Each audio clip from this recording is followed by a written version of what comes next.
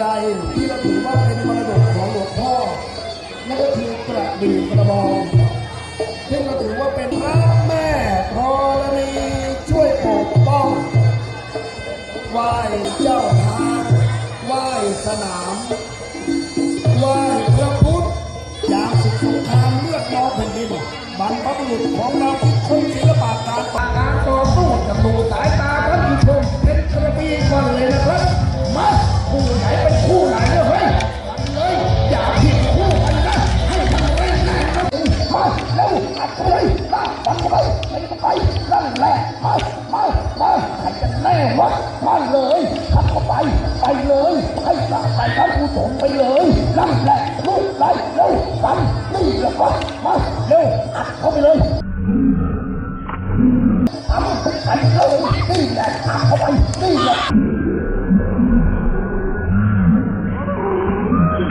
ใครจะแน่วะมาเร็วอัดเร็ว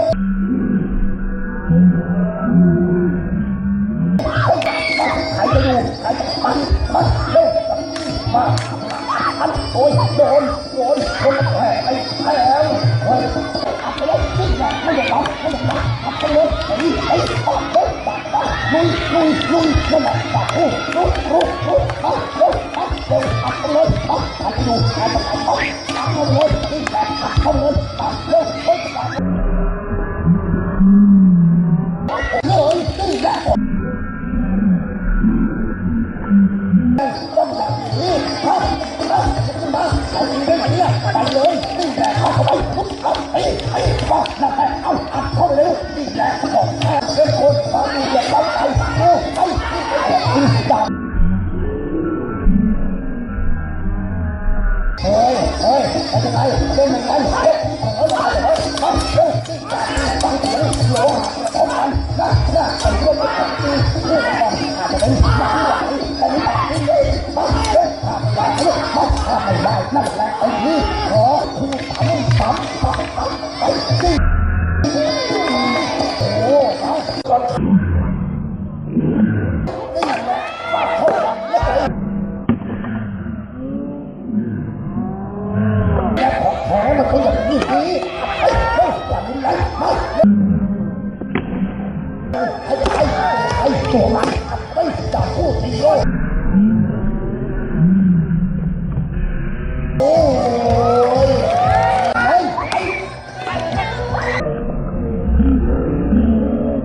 เข้าเลยหนึ่งจะสู้กันเลยที่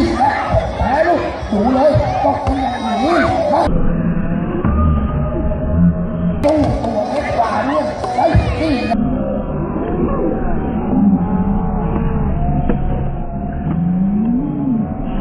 มาไอ้สามต่อเจ๊ถีบเข้าไปหนาเลยนี่แหละไอ้เลยนี่แหละหนึ่งจะสู้มา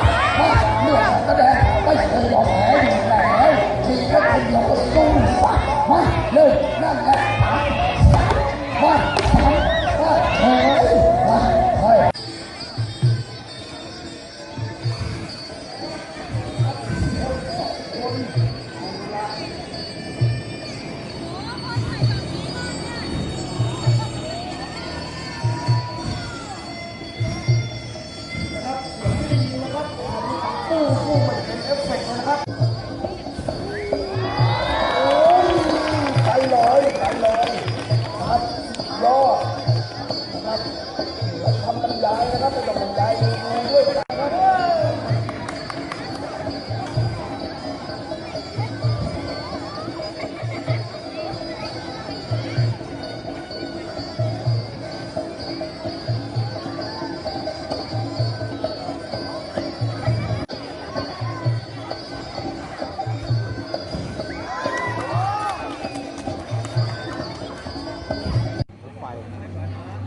กลับกี่โมง